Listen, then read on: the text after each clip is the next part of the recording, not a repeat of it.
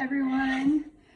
I was in the middle of processing a goldenrod honey for myself, and I decided that I wanted to make a little video for you telling you why I'm making a goldenrod honey so you can make one yourself.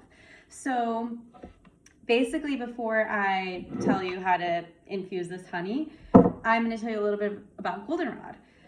Goldenrod is our late summer ally. It is basically the plant that I notice, and many others, when you know that it's the end of the summer and it's welcoming autumn. So you'll see these bright, beautiful goldenrod fields pretty much, I think, throughout the US, but definitely abundantly here on the South Coast, you notice it. And the reason why I'm making goldenrod honey is because, contrary to popular belief, goldenrod is not what's causing your seasonal allergies. It's actually what can help with them.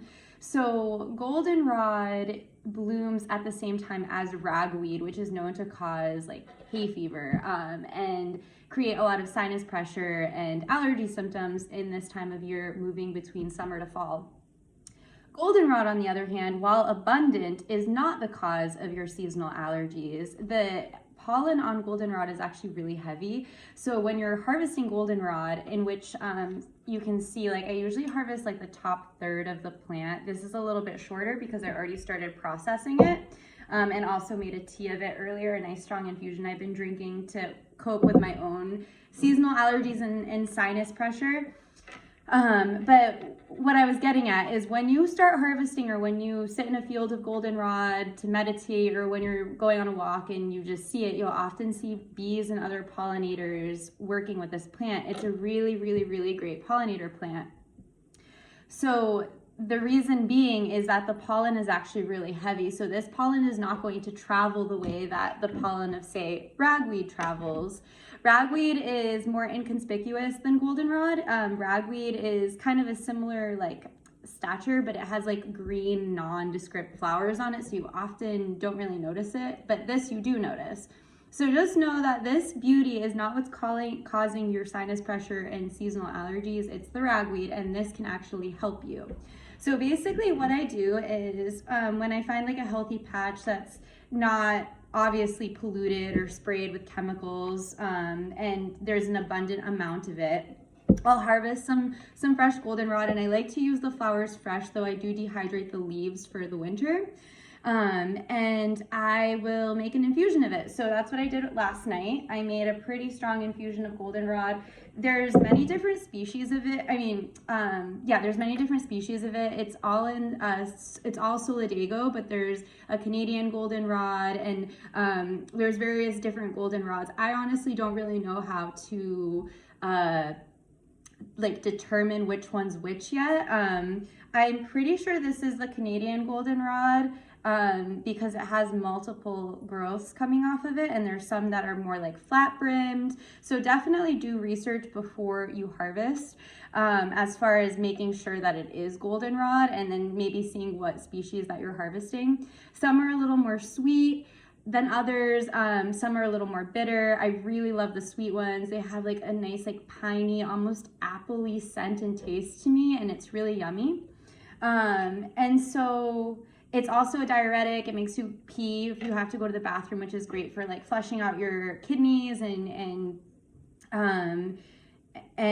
moving any excess junk along, detoxifying your body. And topically, it's also really beneficial. It can help with eczema and skin issues, and it's great for any inflammation in the body, to help your body fight the inflammation. So you can make salves and topicals of it as well. So what I'm doing here is I'm making a goldenrod honey, because honey is also another really wonderful way to curb seasonal allergies. This is going to sit for about a month, so it should still be effective and helpful in the fall. I'm making this in late August, so late September around solstice. I'll be ready to eat this honey, and it will be nice to have this medicine through the winter as well, because this is a nice heating, drying ally, and it's really good for your lungs and the respiratory system.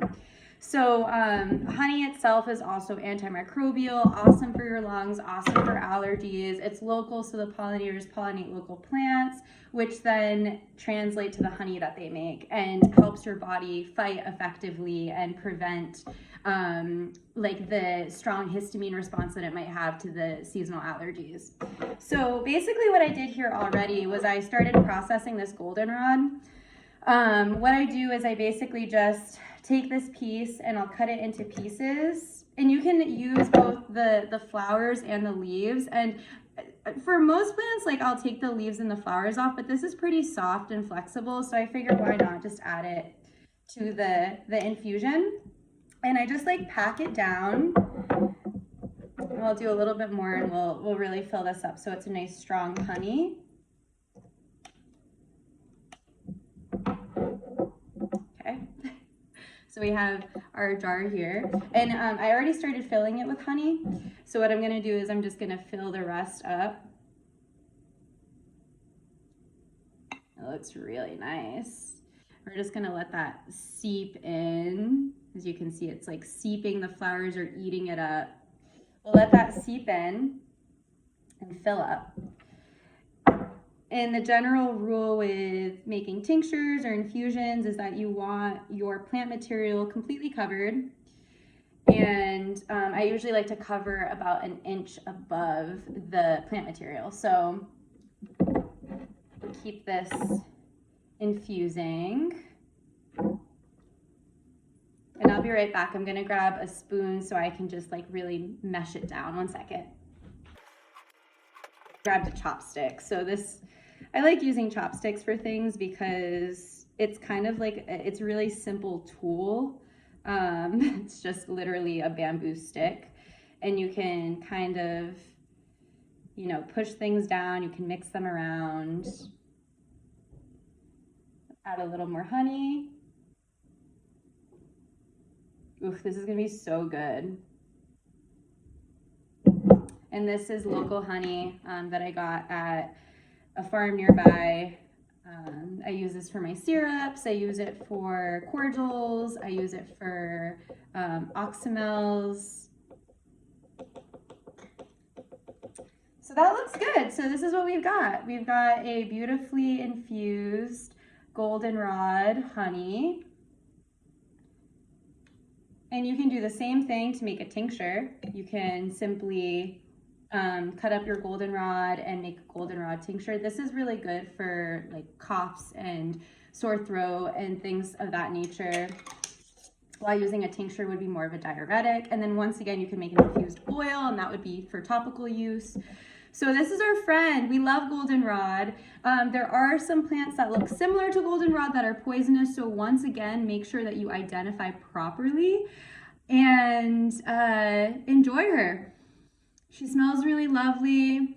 Once again, when you're harvesting, be mindful of the pollinator friends, that you know you're not harvesting something that a pollinator is on. You don't want to accidentally harvest a bumblebee.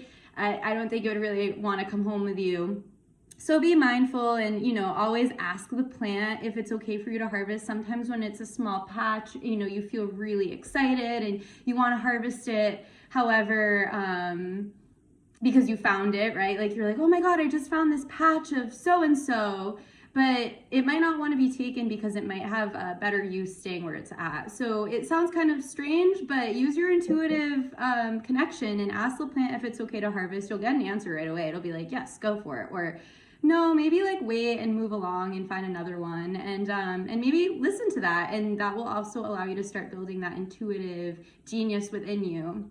So I'm gonna be shaking this guy every day alongside all of my other delicious concoctions that I've infused, and this is gonna be great medicine. I'll label it with, you know, a sticker that says goldenrod honey, where I got the goldenrod, and the date that I infused it. And in about a month from now, it will be ready, and I'll be drinking it in my teas and infusions. And until then, I'm gonna drink this nice cold infusion of goldenrod to beat any sinus pressure and seasonal allergies that are coming my way. So, there's honey dripping. Thank you for watching, and happy harvesting.